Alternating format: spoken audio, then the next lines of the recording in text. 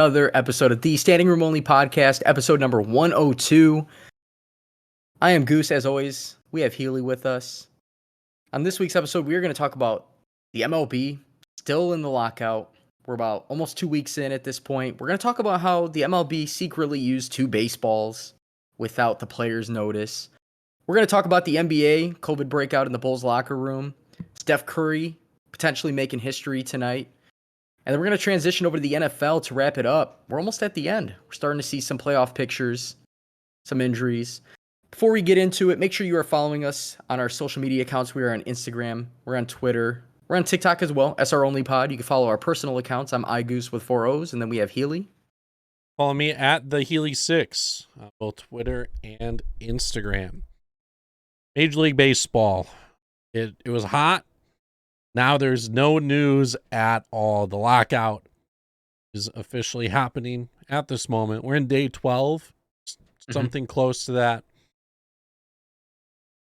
As soon as the lockout happened, because teams cannot use likeness and images of players, all the images from like the websites, the team sites, players' faces got replaced with just a blank gray face for every single one, unless you're retired. So Buster Posey, his face you could still find on MLB.com. Anyone else though, you can't. Also, teams were prepared for this as well because the giveaways are also renamed. There was like a Adam Wainwright, Yadi Molina day, and instead of saying their names now, it says Cardinals Battery, like bobblehead day, or Cardinals Gold Glove third baseman jersey day. So it's crazy on that front. There's no progress at the moment. It doesn't seem like there's gonna be progress for at least another month or so. Like we don't know anything about the lockout in general besides it just being locked out. Hopefully there's a DH. We'd like to see that. Some minor league stuff has also been dealt with since then. They had the minor league Rule 5 draft. The major league one obviously got delayed because majors are in the lockout. It's just a weird time in baseball. There have been very few lockouts in the history of Major League Baseball. Obviously, it's important. It's important for the players, the teams, the coaches. Obviously, it's important to the fact that they're pulling pictures, player likeness. I don't know what that means for MLB The Show, if there's anything going on there. Obviously, when the game came out, there was already contractual agreements, I assume. With baseball, they have such a long off season. Kind of, actually. It's not really that long, considering free agency lasts a little while, which is on halt right now. That's why we saw a lot of guys snatch huge deals leading up to pretty much our last episode right before the lockout. It's just nothing. Not a lot happens in the off season. There's no drafts during the season. There's no like training camps. Spring training is the only preseason, and even that is only a couple weeks compared to football, where it's like, all right, you got training camp, then you got preseason, you got rookie OTAs. Basketball, there's the summer league, free agency. Baseball, it's like free agency, and that's it. Yep.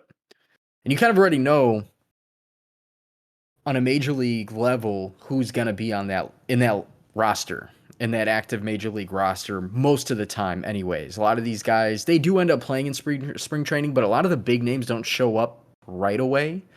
So, you have the pitchers and catchers report, then you have the other staff, the other rest of the team members.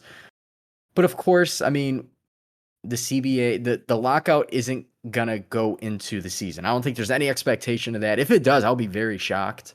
I'm sure players will be shocked. But we have nothing but time. We have the holidays right around the corner. I'm sure these guys are just on chill mode right now. No rush. January going into February, then I can see the more rumors and news ramping up as far as the lockout going into obviously March, when pitchers and catchers should be reporting in spring training in Florida or Arizona, wherever, your team is playing. So it'll be interesting to see because as soon as the lockout ends, free agency resumes. There's still names out there. There's still guys to be signed. There's still teams to spend money, aka the Cubs being one of them, and many other teams. And we'll see what ends up happening. But until then, we probably won't have a lot of MLB news, which might cut the podcast a little short. Maybe not. There's always topics. There's always sports to talk about. Yeah, we're gonna have playoff football. Basketball's heating up still. Like, there's a lot to talk about at the moment, and there will be up until baseball season. There is some news, though, that I wanted to talk about, and I'm surprised it's not talked about more. Major League Baseball got caught for using 2 different baseballs last year without telling the players. So if you haven't heard, there were some lighter baseballs used in certain series, heavier baseballs used in other series. If it was a primetime series like Red Sox, Yankees, they were getting shipped the good baseballs. And all these other series, probably like Nationals, Marlins, or Tigers, Royals, they were probably getting sent the heavier baseball that didn't really matter. Why? Because they wanted, Major League Baseball kind of wanted these good teams and good series to be like, bring in new eyes onto the sport. And as cool as that might be, you got to stick to one. Especially there. I think Pete Alonso said in the past, he thought they changed up different baseballs depending on the free agency class. What's happening? This is the biggest free agency class we've seen in forever. You had Marcus Semien hit 45 home runs. Shohei hit 40 plus. Vlad hit 40 plus. Salvador Perez hit a lot. And in the NL, you had a lot of guys hit a lot too. The ball was flying this year for a lot of players. But if you change up the baseballs, you're going to get a guy on one of those poor teams that probably generate a poor matchup. His numbers aren't going to look as good. You're affecting free agent status and how much money someone could get in the offseason if they became a free agent. I wonder if how the count was for all these no-hit games. We're using a heavier ball. Guess who the teams that got no hit were? The bad teams. The bad teams, yeah. And they got no hit multiple times.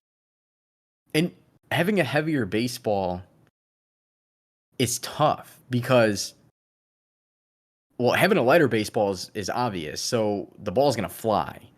Having a heavier baseball, to me, it's heavier. It's going to go down. There's going to be a lot of ground balls. There's just going to be a lot of no action whatsoever, which we saw in the no-hitters. That's what a no-hit is. It's a boring game, but if you're a baseball fan, it's a fun game. The fact that there's 2 different baseballs, that's shady, at least.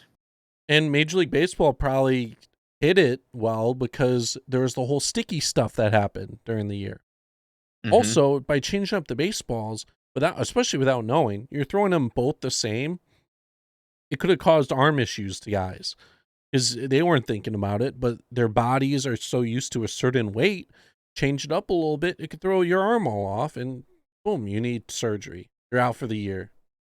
Yeah. Yep. It's kind of crazy, actually, to think about it. That's like the NBA changing the basketball. You put a heavier basketball in, it's going to change how everybody has to shoot. It's going to change. You're going to have Steph Curry not able to shoot. We're already seeing it with the Wilson this year. Yeah, exactly. Now, guys are adjusting, obviously. We're starting to see James Harden have better games. Some of the greats, Kevin Durant's still doing his thing. Obviously, he just had a 50-point game with Brooklyn, but yeah, that's a good, comparison is when you change something, when you're accustomed to something, there's change. We, as fans, will never see it, but the players who are doing the same exact thing in regards to their mechanics, but they're not yielding the same result, what's the difference? Well, the ball weighs more. That's bad. That's really bad. Or at least give a heads up. Give a heads up.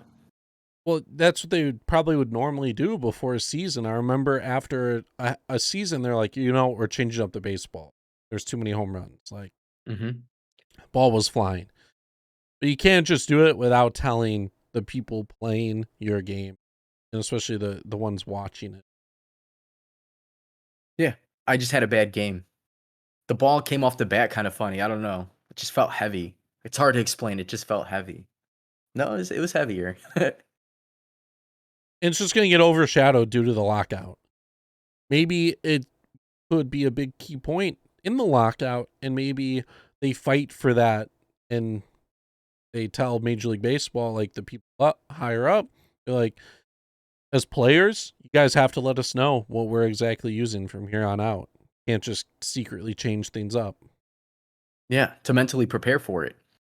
I mean, another comparison, not to keep comparing other sports, the deflate gate, having a football with a little bit less air in a football game.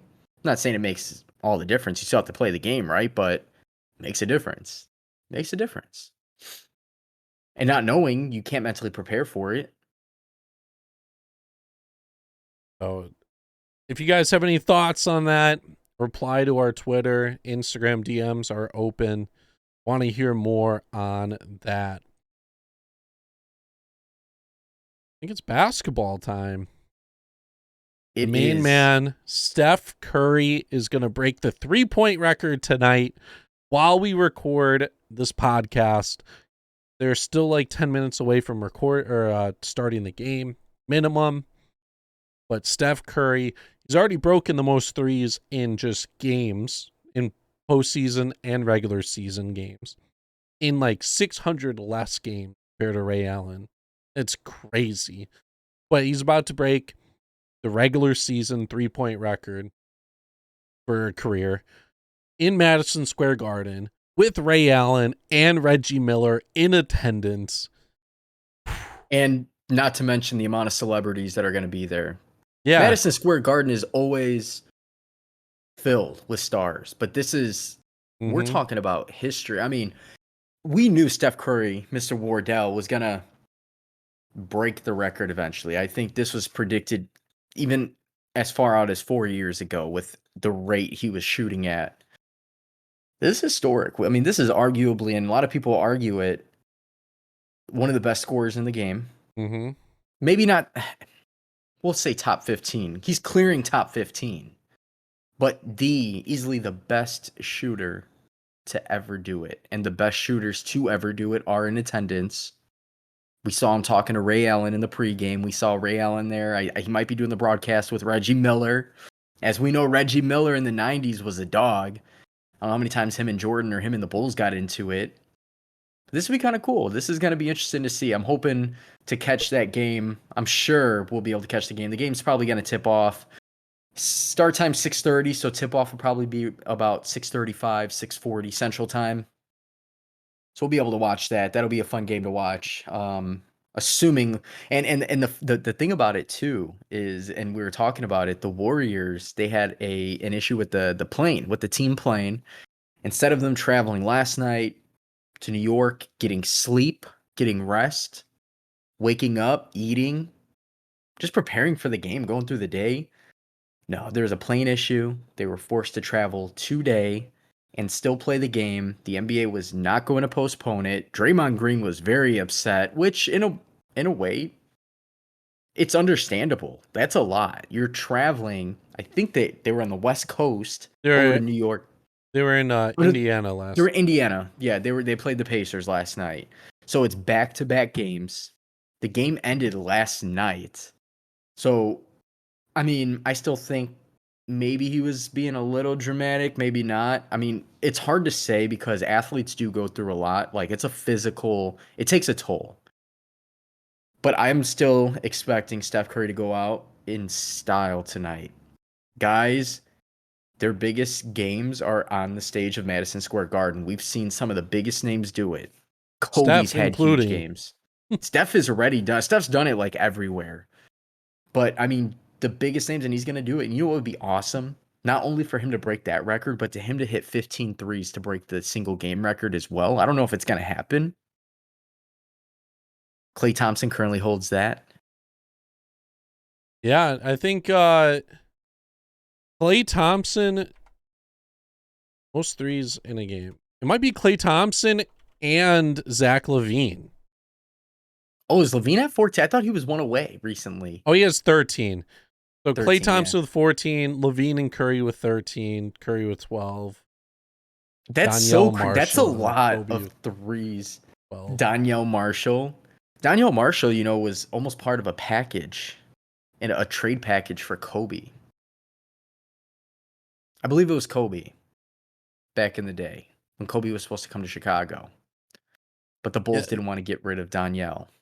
They didn't want to get rid of Luol. It was And Luol Luol. Deng. It was Luol Deng, Joakim Noah, Iris Thomas, and Ben Gordon. Who was Danielle Marshall? I remember Danielle was a part of that young Baby Bull squad around the Ben Gordon era.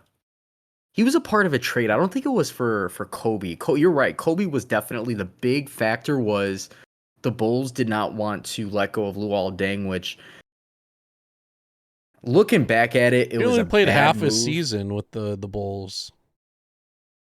16 Who is that? games. Marshall. Danielle. Yeah. There was, but I think it was like late in the season he was on the team. Who was it? They ended up trading him, but he was supposed to be a part of a package for somebody else, and I cannot remember who it was. You got traded with Lonnie Baxter and Jalen Rose for Antonio Davis, Chris Jeffries. Okay, that sounds about right. Jerome So Williams, the Warriors was game he? has tipped off. Oh, it did. Okay, so we're right on schedule. 6:30, 6:35, we'll call it. Mm-hmm. Yeah, there was it's interesting watching the Bulls and seeing all the trades that could have been. But Steph Curry is on the court right now. We will keep you guys updated with that. Obviously, you're going to be listening to this the next day. So, yeah, you get to hear a live reaction. You're talking about him breaking the record. I think this is a huge point in history because Steph Curry is probably the originator of just chucking up threes. He literally changed the NBA. He is like the pioneer for the three-pointer in today's game. Curry just tied the record. already. Yep, he threw it up a minute in. He drained it. You have a link? I have a link. I You watch it live. Okay. Legally. I legally watch it live. Yep.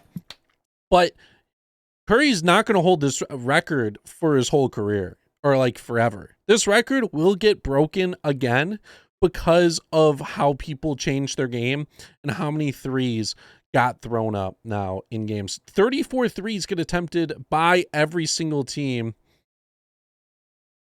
And back in the day, it was only 5. Like back when Reggie Miller and Ray Allen were like kind of playing. Yeah, it's a only completely 5. I think Trae Young is probably going to be the guy who breaks it next. He's going to be the guy who has the longevity and how his game's played. Yeah. My best bet. My personal opinion is I don't think that there's anybody that's going to break Steph Curry's record when Steph Curry's set and done.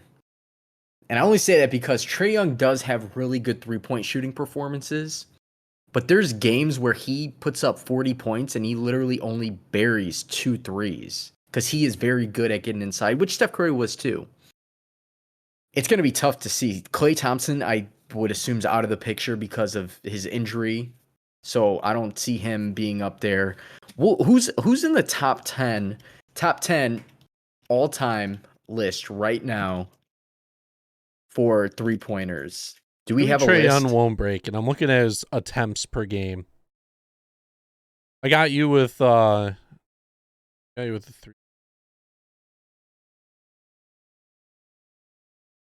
Let's check it out. So all-time 3-point field goals made in a career. You have James Harden with 2509. He's 400 behind Curry at the moment. He's also a year younger. So He's gonna pass Reggie Miller soon, though, at 25-60. He'll definitely finish top 2, I think, all time. It's just age always comes into a factor. Will Curry be able to last until age 40? You'd think so, especially with how good of a shooter he is. But it's just going to be, will his athleticism hurt him enough to where he can't create that space anymore? And then number 10 is Damian Lillard. Number 11 is LeBron James. So Damian Lillard, he's also 31. So I don't see him really breaking the record or coming close. Klay Thompson's number 21 at 1798. Paul George is ahead of him. Paul George will probably stay ahead. He shoots the 3 ball quite a bit nowadays. It's going to be tough. Kevin Durant's at 1701. Okay, let's look at it this way. Steph Curry's going to end this season with over 3,000. I think he's going to go for 3,500 in his career. At least around. We'll give a rough estimate. Trae Young right now is 573. He's only 23 years old. If he averages 200 threes for the next 10 years, say he plays 10 more years until he's 33 at the bare minimum. Curry hit 337 last year. That's so much. And that's almost double what Trae Young's done in his best year. And I know he's only 4 years in. But he doesn't throw it up enough. I feel like he plays more of like a playmaker role after looking at his stats. He is, and he plays it so well, and he'll develop. You got to think the game's changing rapidly. I mean, there's been rule changes to allow more points to be scored. The shot clock has changed, right? Offensive rebounds, 14 seconds now to score. It's not 24. That changed a few years back. This whole fast break offense, I just don't know if I can't really say Trae Young will be top. We'll say top 5. I'll say he's going to finish top 5 because he's good enough. He's obviously good enough. I guess it's just going to be tough. Like, I thought it could be like a breakable, but if he plays for another 5 years minimum, Curry's going to have 4,000 threes. That's unheard of. That's like the all-time hits record in the MLB. It's like nobody's really going to beat that. What's that, 40-something hundred hits? Yeah. Yeah, and that's Pete Rose. Pete Rose, yeah. And if somebody does break it, they would have to be so electrifying and literally do exactly. That means we'd get another Steph Curry, which would be awesome. I mean, I would love that. Shout out to Steph Curry. He's got the record tied. Should break it here any second. Yeah, okay, so there's just no one close at the moment. So maybe it will be a little bit for someone to break that 3 record. I just felt like with how the game's played today, guys are going to shoot it more earlier in their career. So towards the end of their career, and if they just have the longevity, they'd be able to pass him. I mean, it's possible. It's very possible. I mean, who knows where any of these guys would have been if they started in this brand new era of basketball. Like, get Carmelo as a rookie in this era would have been different. Even Durant, who obviously has been able to shoot lights out, who now is still shooting lights out. If he would have been younger in this generation, we definitely would have seen more. I'm trying to think. Yeah, there's nobody. I'm going down this whole list right now. I mean, there's quite a few guys with over 1,000, but they would have to average so many threes at this point in the top 100. But shout out to Steph Curry, arguably the best three-point shooter of all time next to Ray Allen. Ray Allen was in a generation where the three-point ball was not there. Imagine if Ray Allen was a rookie in 07 or 08 whenever Steph Curry joined the league, or 09. He would have been shooting the ball lights out. We saw him do it, obviously, in the finals one year for the Heat at the age of like 37. He had some good years. Jesus Shuttlesworth Steph Other Curry basketball news. has officially broken the 3-point record. There we go. There we go. Steph Curry is the man, holding the record. Hopefully getting that basketball when he's done. Yep, they've already Frame taken it. the basketball. He's talking to everyone. They're taking a break for him at the moment. You love to see it. Like when records are broken or huge milestones happen, the game just stops and they celebrate it. It's not like, all right, like you had your 30-second timeout. Like we got to get the game going again. It's incredible, man. And you got to think too, it's Steph Curry stuck with Golden State. Draymond Green is hyping him up right now. Steph Curry stayed with Golden State his whole career, not taking shots at any players. But he stuck around when he was first there, wasn't the greatest. They got really good. They had Kevin Durant join them. Made him even better. Pete Davidson's right there. And the team got bad. And as bad as the team was, he led them to a playoff run. I'm going to say a playoff run last year, even though it was a play-in. And I mean, he's arguably one of the best to ever do it. And he still has another few years. I mean, he's literally playing at like he's still in his prime. So shout out to Steph Curry. This moment's awesome. Ray Allen literally just hugged him and said, "Man, this is awesome. This is incredible. Reggie Miller's recording him on his phone." Wow. Jeez. What a moment. What a moment. What a moment. And Mike Breen's announcing this game. So we're going to hear legendary, some bangs. just all around moment. Yep. Wow. That's awesome. Let's see if they get the victory now. Let me cash in on my parlay. Another basketball news. The Bulls, they had to postpone 2 games because COVID got so bad with the team.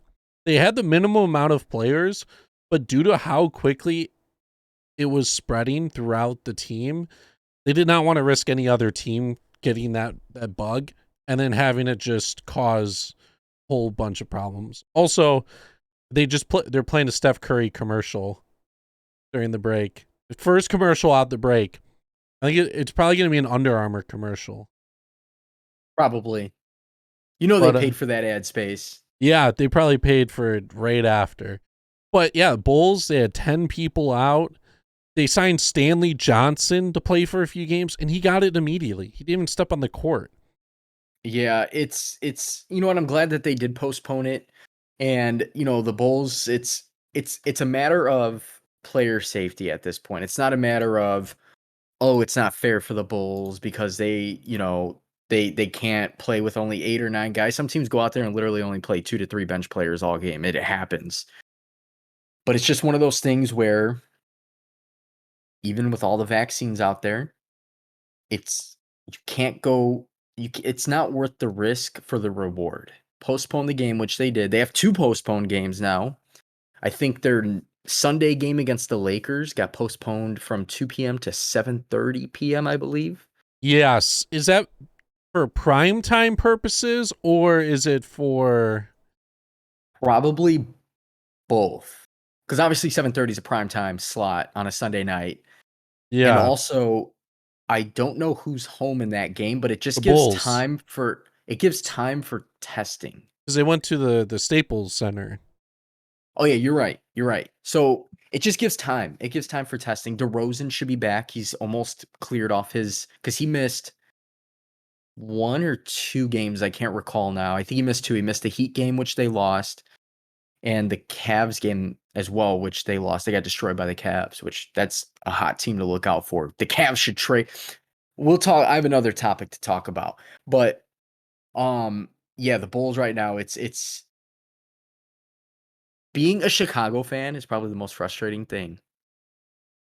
I don't care if you're a Bulls fan, if you're a Cubs fan, Sox fan, or a Bears fan. I feel bad for the Bears fans for real. But there's always something. There's always something. Injuries, COVID. The Bulls arguably are the best team in the East. Luckily, everybody is doing okay. That's the most important. And the league is working to make sure everybody stays safe so no other teams get it, no other players get it. Stay home. Slow the spread, whatever you want to call it.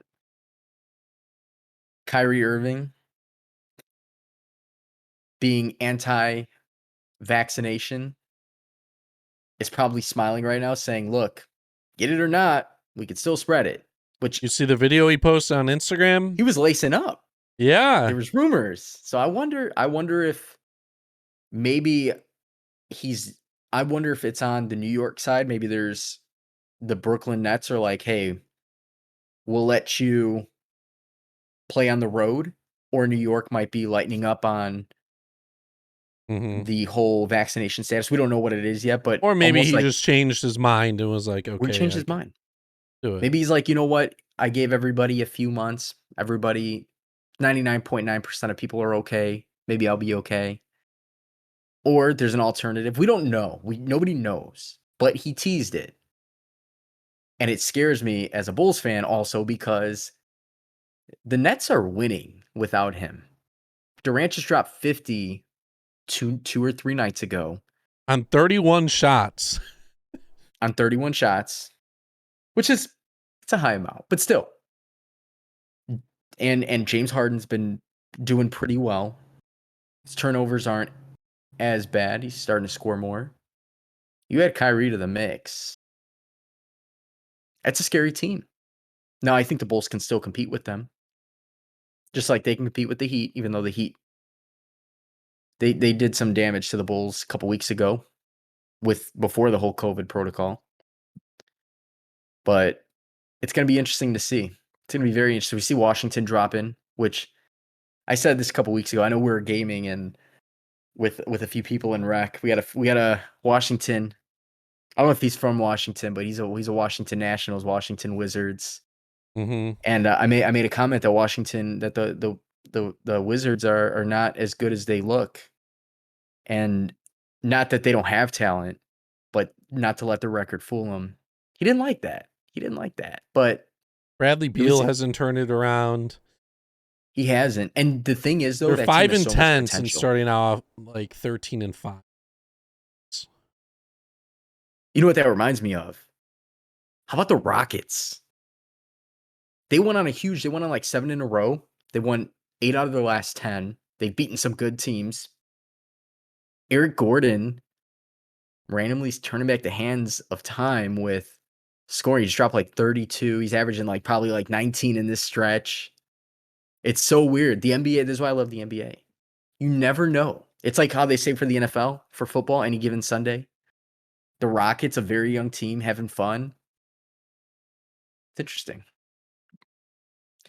With I had a team in mind. Oh yeah, I think the Wizards. Daniel Gafford, love the season he's having. He's stepping up quite a bit. He's making an impact. I feel like the Wizards post a highlight of him every single night. He is fun to watch. That dude is very good in the paint. We miss him in Chicago. Yeah. Honestly, I love Tony Bradley. I think he has room to develop. But Daniel Gafford's kind of a right now player. I know he's only been in the league for a couple of years, but to me, like even coming out of, into the draft, just that athleticism he has to go along with guys like Caruso, Ayo off the bench, and just how DeRozan and Levine playing Javonte Green and Derek Jones Jr. He just fits the mold that the Bulls have at the moment. He could be a double-double guy if he averages 30 minutes a game. He's only averaging like 20-something minutes a game, and he's still averaging like 2 blocks. Yeah. About 6 boards. Would have helped out Vooch. He'd be the perfect off-the-bench guy because the Bulls, even Vooch on the floor is getting exposed. Off the floor, they just don't really have anyone to fill that spot at the moment. Yeah, it's tough. It's tough. Because I thought him coming out of the draft, I liked him way more than Wendell Carter. Actually, let me rephrase that. I liked Wendell Carter coming out of the draft because I don't watch a whole lot of college basketball. I watch towards the end. I watch like the tournament, and then I watch like leading up to the NBA draft. And a lot of good things were said about both Gafford, Wendell Carter. And I was like, oh, we got a good package. But then I was just like, over time, I was like, okay, you know what? If we end up trading Wendell, I'd be okay with it, which obviously I was very okay with it because of the package. But the one guy I thought for sure that we would keep for obviously the purpose of bringing energy and talent in the paint off the bench would be Daniel Gafford, but that wasn't the case. And he's doing well in Washington, so you gotta love it. Yeah. Question is now, for the Bulls, does Kobe White play in another uniform before the end of the season? Been the question.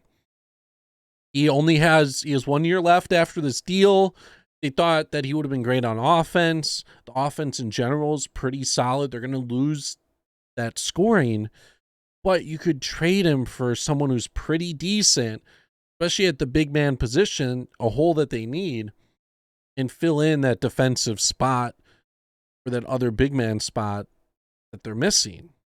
Right now, their fours are Javonte Green and Derek Jones Jr. They've played Caruso there. Technically, he's been listed as the 4.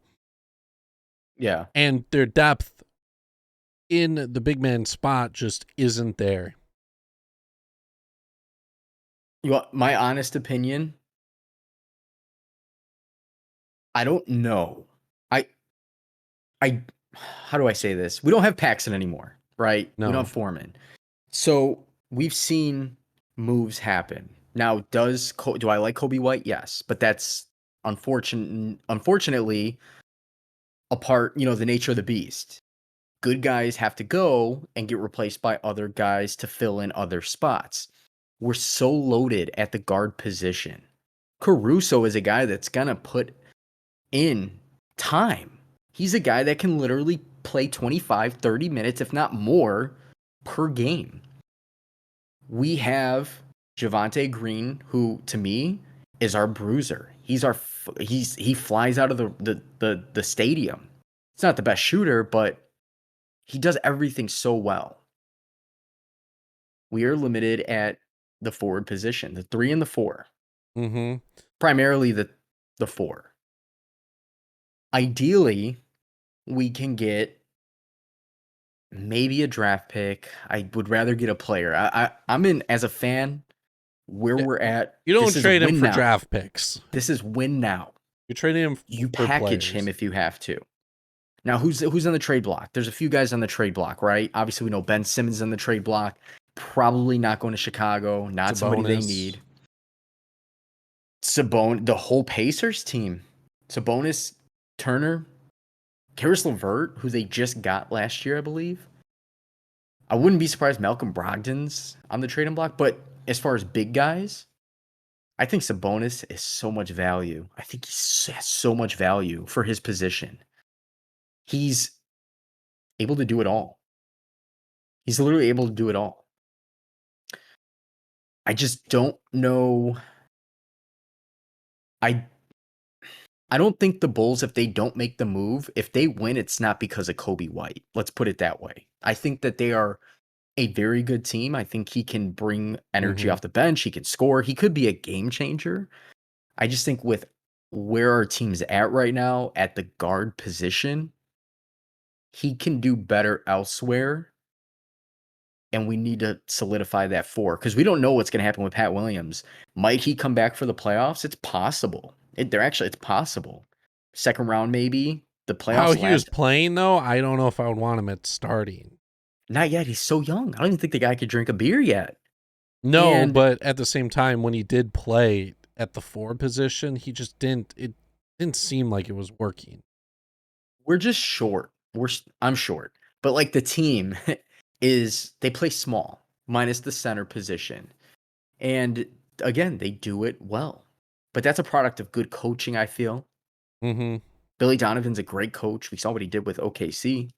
Saw what he did in his college, career. But if we could just get one more four, and I don't know who it would be, but yes, to answer your question, I do feel as though we will see Kobe White in another uniform. I do feel like he should be traded. I do feel like he will be a great player for another team. He's got to go. I think it's 100% definite. Io has proved that he will be a Bull. He'll be a pretty solid one for his contract. There's only 1 year left on Kobe White's deal. The Bulls have spent a lot of money already on the people they have with their team. You're going to give Zach LaVine probably an extension. That's even more money right there. They are not going to be able to retain Kobe White. So, with knowing you're only going to get one more season out of him, you got to get your chances now and take the best value you can for him at the moment. Ooh. They aren't going to be able to hold him as a Bull. They're going to be able to pay him. How tall I is don't think. Jeremy Grant? Jeremy Grant is only 6'6". Never mind. He would not fill that 4 position for us. I just saw his name is in trade rumors. I'd be okay. And I think it's weird to play him at this position, but Miles Turner or Sabonis, I'd prefer Sabonis. He is a true 4. Miles Turner even could technically play the 4. Mm-hmm. We'll see what happens. I feel like the Bulls' best chance to win, could be wrong because they could trade for someone or some guys could change how they play. I think their best time to win is this year. They just have that feeling of everyone meshing. Their bench is great. Their team chemistry is great. The only downside, the height and Vooch playing like garbage. When he has bad games, they're bad. There was a game. Did he play against Cleveland? There was a game where Yes. I respect it. He kept going for his turnaround floater that he does, which is normally good, but it wasn't going. And this has been multiple games this year. Not a lot, but a few games where he's trying to shoot his way out of his slump. And you're like, if Vooch doesn't have it going, then you force DeRozan and LaVine, which together are averaging almost 60 points a game. So it's not a big deal. But you can't expect those two to constantly do it. And we have bench mob, we have Io, we got Caruso if he comes off the bench, if he starts. We got other guys to fill in. But Vooch is definitely a huge piece. And you're right. He's been negative in the plus minus department the last 4 games, and the Bulls are 2-2. -3 in a 4-point win, -5 in a 12-point win. -15 against the Cavs. They lost by 23. Yeah, they got killed. And then -29 to the Miami, where they lost by 26. That was their first game, I think, without DeRozan. That was a blowout. And Miami didn't even have Jimmy or Bam Adebayo was out too. So that was a slap in the face. Miami's going to be good. Miami's going to be a very tough team. They're gritty. They're going to be tough in the playoffs. I think Miami's going to be a fun series to watch whoever they play. Brooklyn's going to be good. I still, I like my Atlanta. I like Atlanta. We'll see what they do. They have some trade bait. Atlanta's got trade bait also. We cannot count them out to make a big splash at the trade deadline. Cam Reddish. Yeah, we get Cam Reddish. Play him at the 4. I like Cam Reddish because he's young. He was great in college. DeAndre Hunter, I think they'll keep DeAndre Hunter. I mean, they have so many pieces that they can just unload for one big player. The big question for me is, where's Ben Simmons going to go? Obviously, they want a top 25 player. For Ben Simmons, they should get a top 25 player. Obviously, his offense was trash, but you can work on that. His defense is great. Where's he going to fill in? Who knows? Indiana. Maybe they build around a team with Indiana. Portland. Maybe he goes to Portland. Maybe they give up CJ McCollum. I don't know if he's top 25, maybe. Probably give up a couple other players. I'm excited, and I hope it's sooner than later. We see Ben Simmons in a new uniform. He got dogged. He did it to himself. But it'd be nice to see him, because he's so young, he's talented, to redeem. And I don't know, we'll see. I don't want to say too much. I don't want to speak too much because I don't think his offense is as bad as it was in the playoffs. No, and he makes an impact elsewhere, especially like a team with the Bulls. You don't have to have him score. He could play that 4 position too, but he could take up the ball. He could technically guard the 4. He could guard other people in other spots, but he'd just be a bigger body, a playmaker, and other guys on the team, they could rely on to score. Yeah, that'd be a fun thing to do. I might do that in 2K. Kind of have see what 2K says about it. Do the trade simulator, get the app. Be interesting to see what happens. We're going to see a lot of moves. We'll see a lot of moves for sure, especially with teams that are right there on the brink of being. There's no solidified number 1 team this year. Absolutely. Because right now you have in the East, Milwaukee's starting to look okay again. You have the Nets, obviously, the Bulls, who look great. That's those 4 right there. Everybody else kind of falls in line. Atlanta's pretty good. New York's not that good, as I always say. And then the West, obviously, Lakers are starting to look okay when all 3 are on the court. Denver, if they get healthy, I don't know what's going to happen there. That's a tough one to bet on. Obviously, Utah, Golden State. Golden State could very well. They have a lot of talent too. I don't see them trading anybody. Maybe. You never know. Once they get Wiseman back, and once they get Klay Thompson, this is a scary team. Because Wiseman actually last year, there were some games where he got his ass kicked. He's catching elbows in the face, and he's still putting up points as a rookie. And to me, I think Wiseman is a better center already. And a lot of people are going to hate me for this, but give him maybe 1 or 2 more years to prove it than DeAndre Ayton with Phoenix, who gets a lot of hype. And I'm not saying he's bad, but I don't think he's as good as he's going to get a good contract. I think he's a free agent after this year. DeAndre Ayton, he's going to get a very good contract. Hopefully with Phoenix, because I want to see that core make some runs. I know I talked down on Phoenix, but I do feel as though they're not at that level yet. I think that they have potential. I think Chris Paul's got a couple more years in him. DeAndre Ayton hopefully re-signs there, but James Wiseman to me is got to be one of the top centers in the West when he's healthy and gets a few more games under his belt. I wonder when we are first going to start seeing these trades. I think the trade deadline, February. We got time. It's around All-Star break. Yeah, February 10th. So probably next month, we're going to start seeing. I think teams want to wait to see, do we have a legitimate chance? That's why it's always so close to the deadline. Mm-hmm. Or some teams also, if they don't have a chance, will unload for free agency, even though this upcoming year, I don't think the free agency class is that crazy. I know, like we just mentioned, DeAndre Ayton. I don't even know what the list is, but I remember looking at it. It wasn't that good. But you'll see you'll see teams do it too. Like Indiana could potentially be one of those teams that's like, we might compete for the 7th, 8th, maybe a play-in spot, but let's unload all the salary right now. Let's build around one guy and have all this money to spend around him. Indiana's one of those teams every so often they have a good squad. And we will keep you guys updated on NBA news, trades, as they always happen. Let's round off the episode with some football. I am pretty much clocked out of the NFL season. Have been for a few weeks now. When your team's just not in it, there's not a lot of reason to watch and keep up with it.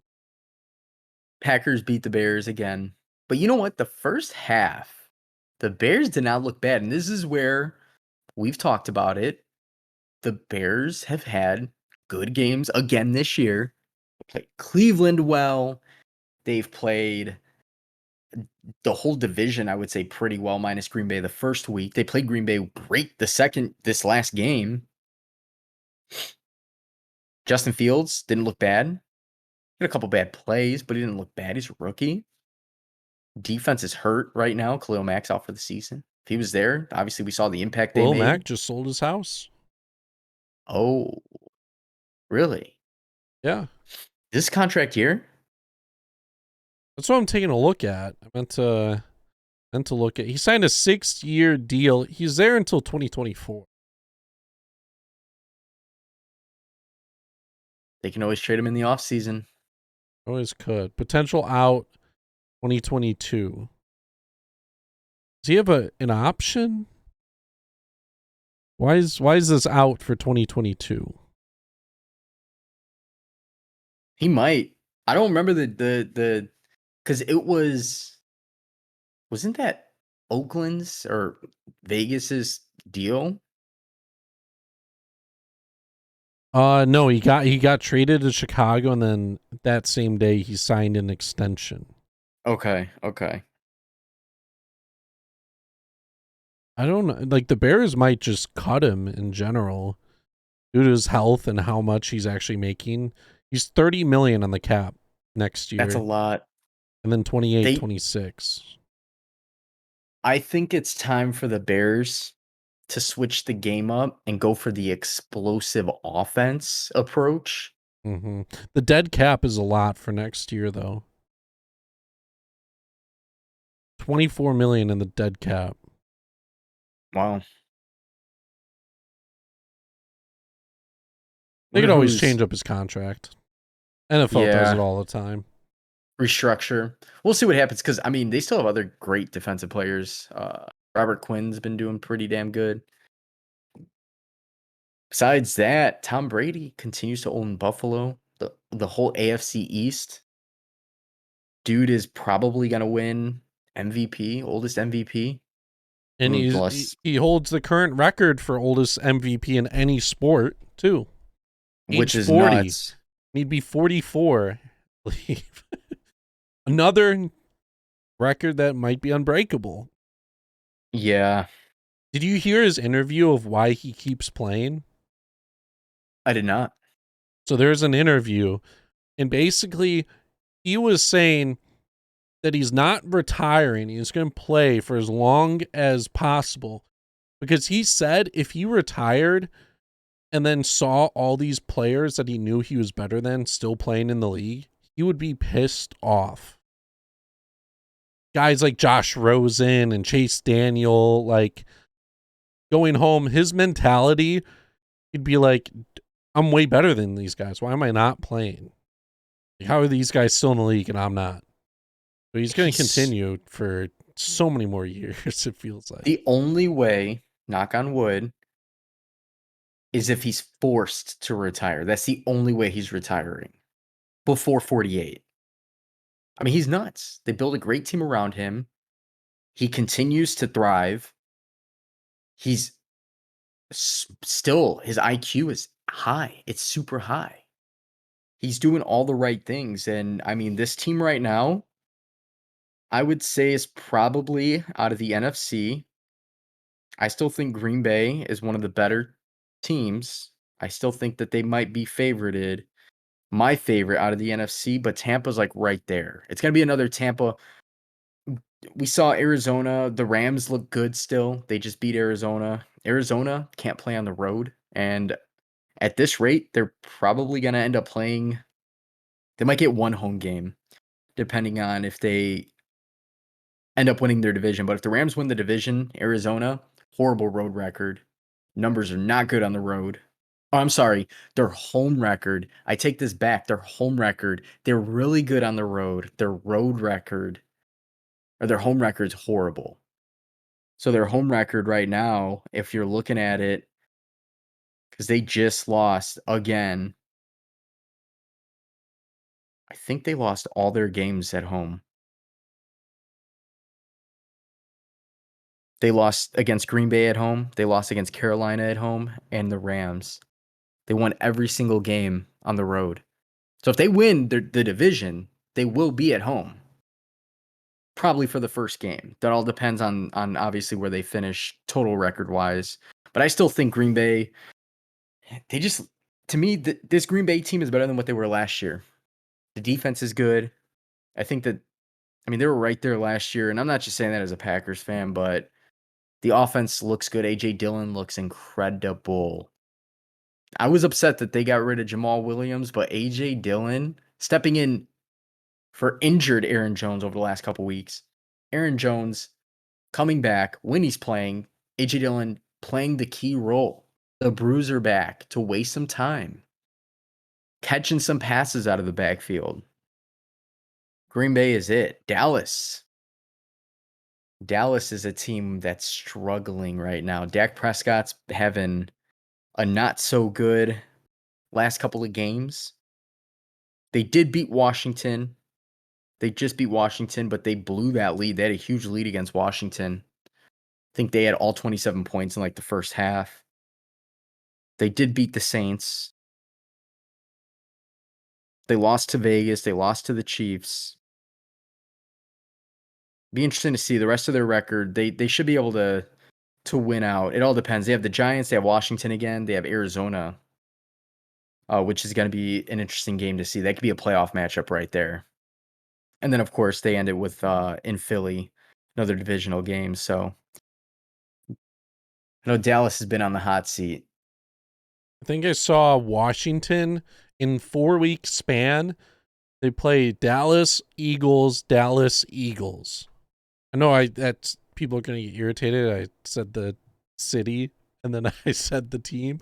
But yeah, you get what I mean. Eagles, Cowboys, Eagles, Cowboys. Reverse. Yeah, they order. literally finish all divisional games. Eagles, Cowboys, Eagles. So they just played the Cowboys, then it's Eagles, then Cowboys, it's Cowboys, then it's Eagles, and then it's the Giants to finish off the season.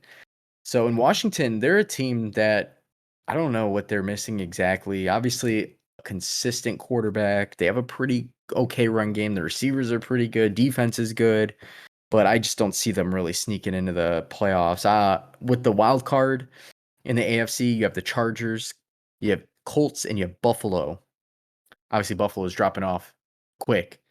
Chiefs are looking good.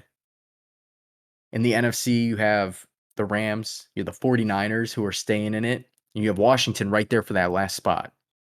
Minnesota's right there, Philly's right there, Atlanta, New Orleans, all are tied with Washington. Washington has the better conference record, so that's why they are in that number 3 spot. Every other team besides that, it's going to be tough. It's going to be tough. Seattle's right there. Crazy how the Falcons are up there.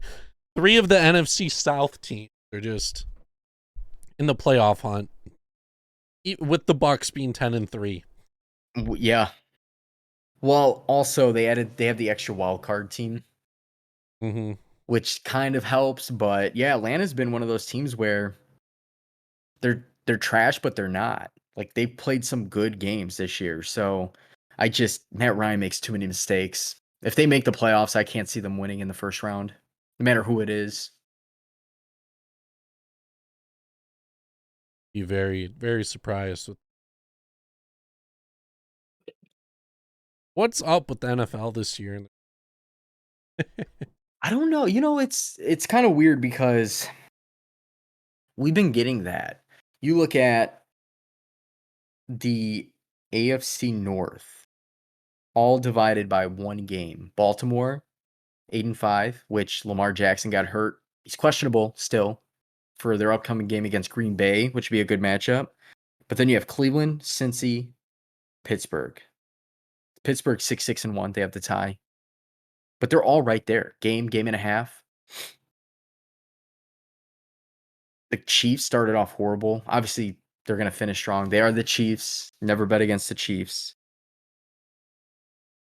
I think my biggest surprise this year, though, Tennessee so far, because they've played the last few weeks without Derrick Henry. New England being 9-4. They literally won last week, not this past week, but the week before. Mac Jones attempted 3 passes against the Buffalo Bills. No, I'm sorry.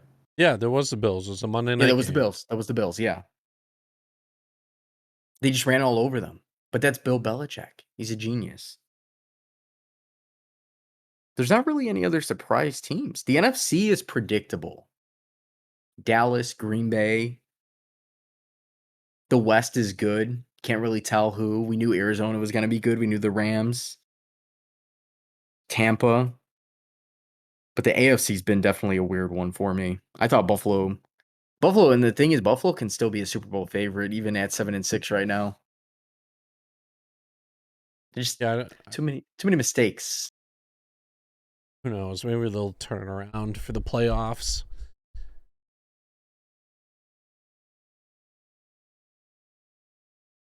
Not a whole lot with the NFL though. Not until Just a lot probably of over the COVID next stuff happening. Odell over the Beckham, next 3 couple weeks. touchdowns in 3 weeks. It was an Odell. Justin Jefferson on Twitter tweeted, called all the haters bunch of clowns, basically saying it was never Odell. We knew Odell was good. Matt Stafford's the perfect quarterback for that. Obviously, Robert Woods getting hurt was a contributing factor, but Odell looks good. Van Jefferson looks good. Cooper Kupp, obviously, having arguably one of the best years out of a receiver ever. That Rams offense is dangerous. That's why you can never count them out, because if Aaron Donald has an Aaron Donald game on the defensive side, getting to the quarterback, or any of, Von Miller, the Rams can be, it could very well be another Rams-Chiefs Super Bowl. I still think Green Bay out of the NFC, but we'll see about that. This upcoming week, we have Packers against the Ravens. That's going to be an interesting game. We do have Saturday games scheduled starting this week. We have the Chiefs and the Chargers playing on Thursday. We have Raiders Browns on Saturday, Patriots Colts on Saturday. So there's 2 games. Patriots and Colts should be a fun game. Jonathan Taylor has been killing it, arguably the best back this year. I'm trying to find another key matchup here. It's not really Seahawks and Rams isn't really a key matchup, but now that Russell's back, they're kind of moving the ball a lot better. This is random, but do it with the Seahawks. They have Adrian Peterson now. He moved to the Seahawks. I just gotta get a little rant off. I watched a TikTok today. Seahawks posted it. Nick Bellore, I think's his name, linebacker. In the TikTok, he's like, I haven't even met AD yet. Like, should I go say hi to AD? Like, man, I loved him growing up. Said AD a bunch. As we all know, AD all day. All day. So the TikTok comments were, did he say AD? Man, it's AP. Oh my gosh. They're like, he said AD. Why'd he say AD? Dude, it's AP. It's AP. I'm like, no.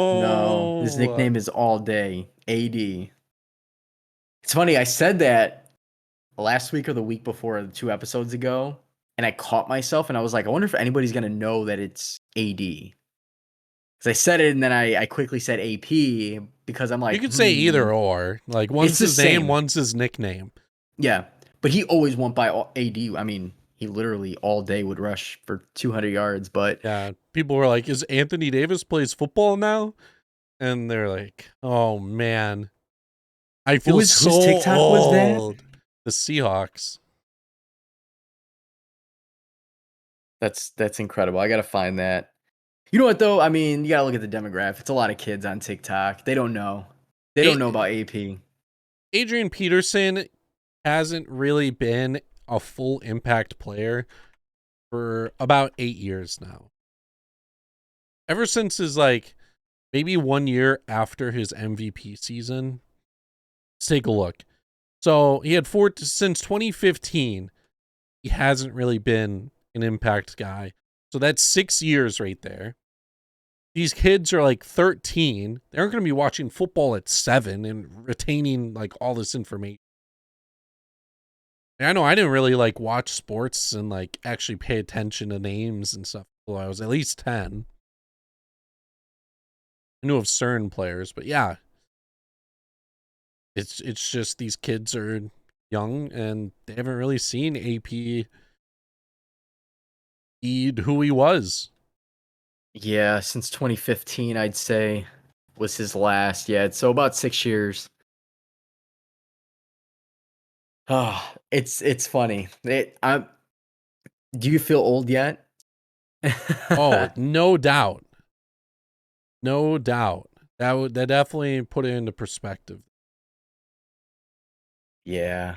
Well, week 15 NFL is close to the end of the regular season. Obviously, there's the extra week this year. Got 18 weeks, so playoffs will start in a few weeks.